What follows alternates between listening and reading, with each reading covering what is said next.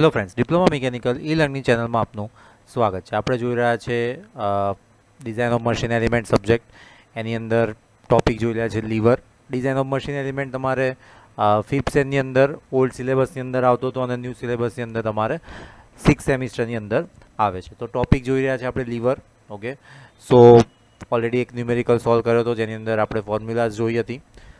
I hope તમે video જોયો હશે અને એની અંદર મેં તમને એક ન્યુમેરિકલ સોલ્વ કર્યા તો તમે એવા બીજા જે ન્યુમેરિકલ છે એની પ્રેક્ટિસ કરી હશે અને આન્સર બી આવ્યા છે. નેક્સ્ટ આપણે હવે જોવાના છે, મેં તમને કીધું હતું લાસ્ટ વિડીયોની અંદર કે રોકર આર્મ. ઓકે, રોકર આર્મની ઉપર જે બી ન્યુમેરિકલ છે આપણે ચેક કરીશું અને કઈ રીતે સોલ્વ થશે એ બી આપણે જોવાના છીએ.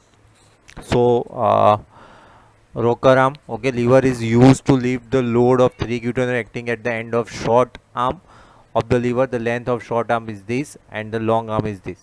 Angle between the two arm is 140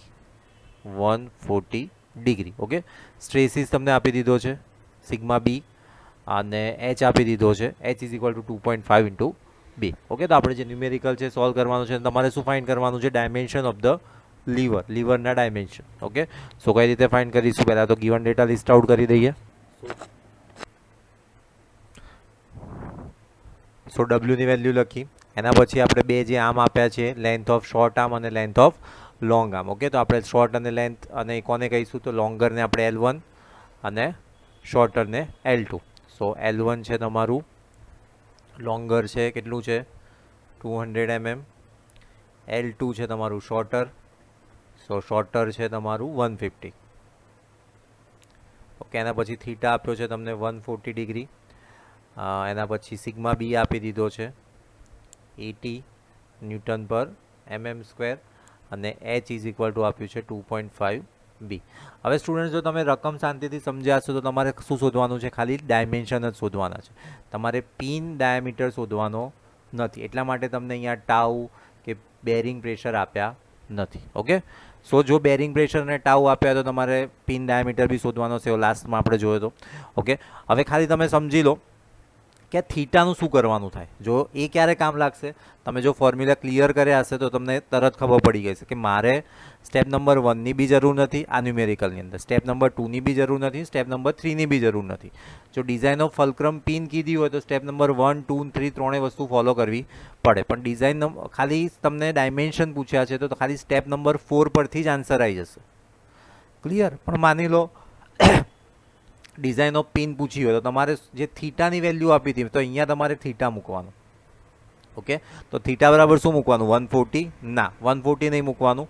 તો જે બી તમને ડિગ્રી આપી હોય એને તમારે 180માંથી શું કરવાની? માઇનસ કરવાની અને એ વેલ્યુ છે તમારે શું કરવાની? થીટાની જગ્યાએ મૂકવાની. ઓકે, સો એ વસ્તુ ખાસ તમે ધ્યાન રાખજો. ઓકે, તો આની અંદર ડાયરેક્ટ આપણે લખી શકીએ કે ભાઈ ડાયમેન્શન ઓફ લીવર.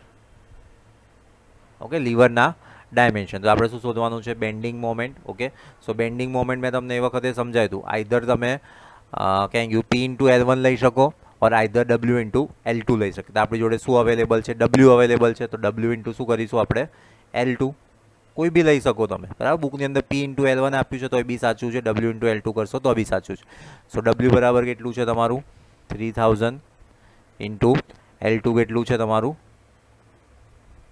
150. સો 15 તરી 45, 3 ને 4 ન્યૂટન ઇન્ટુ mm, બરાબર. આનો યુનિટ ન્યૂટન અને આનો mm. તો આ શું થઈ ગયું? તમારી બેન્ડિંગ મોમેન્ટ. ઓકે, હવે નેક્સ્ટ શું કરીશું? તો કે નેક્સ્ટ તમને ખબર જ છે કે bending moment is equal to Z into sigma B.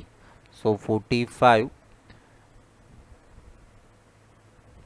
Sorry, સારું, ચલો વાંધો નહીં, ઇઝ ઇક્વલ ટુ ઝેડની વેલ્યુ. ઓકે, તો ઝેડ બરાબર કેવું છે? તો કે રેક્ટેંગલ સેક્શન છે. અહીંયા આપ્યું નથી, આપણે એઝ્યુમ કરીશું કે રેક્ટેંગલ સેક્શન છે. ઓકે, જો આઈ સેક્શન હશે તો ત્યાં લખ્યું જ હશે. તો 1/6 BH સ્ક્વેર. સો 1/6 BH સ્ક્વેર ઇન્ટુ સિગ્મા બી. સિગ્મા બી કેટલું આપ્યું છે તમને?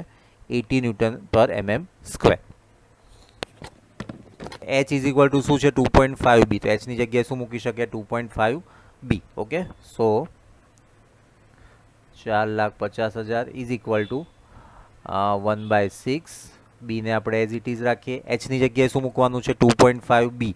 જો અહીંયા ખાસ ધ્યાન રાખજો 2.b નો હોલ સ્ક્વેર ઇન્ટુ 80, કારણ કે આપણે એચની જગ્યાએ મૂક્યું છે તો અહીંયા એચની જગ્યાએ આ સ્ક્વેર એઝ ઇટ ઇઝ. હવે સિમ્પ્લિફાય કરીએ. આ 6ને આપણે ઉપર જવા દઈએ. 2.5bનો જે સ્ક્વેર છે એને નીચે લાવીએ, અથવા એક સ્ટેપ આપણે હજુ લખીએ, વેઇટ કરો. સો 4,50,000 ઇઝ ઇક્વલ ટુ 1/6 ને આપણે એમનો એમ રાખીએ. ચલો હમણાં બી ને પણ એમનો એમ રાખીએ. 2.5b નો હોલ સ્ક્વેર. ઓકે, 2.5 નો હોલ સ્ક્વેર કરો તો આન્સર આવશે 6.25. બીનો શું થશે? બી સ્ક્વેર ઇન્ટુ 80. ઓકે, હવે તમારે કોનું મલ્ટીપ્લાય કરો? 6.25 into 80 divide by 6. Okay, so 45,000 is equal to, so answer આવશે 83.33. ઓકે, આ બી અને આ બી સ્ક્વેર તો શું થશે? બી ક્યુબ. ઓકે, હવે આને નીચે લેતા હો. સો 4,50,000. ઓકે, અહીંયા એક મીંડું રહી ગયું હતું લખવાનું. Okay, 4,50,000 upon 83.33 is equal two શું થશે? બી ક્યુબ. તો આનો ડિવાઈડ કરશો તો આન્સર આવશે, તો ક્યુબ રૂટ કરશો તો આન્સર આવશે તમારો બી બરાબર 17.54 mm. નિયરલી ઇક્વલ ટુ તમે એને 18 mm કન્સિડર કરી શકો. ઓકે, અને તમારે શું શોધવાનું છે? H. So H is equal two શું લખ્યું છે? 2.5 ઇન્ટુ બી. સો 2.5 ઇન્ટુ 18. ઓકે, સો 18×2 = 36 અને બીજા 9 એટલે 45 mm. ઓકે, તો આ તમારો શું થયો? આન્સર. અને નીચે તમે અહીંયા શું લખી દો? તમારો આન્સર કરીને આન્સર લખી દો. ઓકે, સો આઈ હોપ તમને આ ક્લિયર થઈ ગયું હશે. સો ખાસ કરી લેજો. તેમ છતાં હવે જો કોઈ ડાઉટ હોય તો જરૂરથી અમને જણાવજો. તમારા મેક્સિમમ ફ્રેન્ડ સુધી શેર કરજો, જેથી એ પણ પ્રોપર વેની અંદર પ્રિપેર કરી શકે. નેક્સ્ટ વિડીયોની અંદર મળીશું આપણે નવા એક ટોપિક સાથે. ત્યાં સુધી ચેનલ સાથે જોડાયેલા રહેજો. Thank you for watching this video.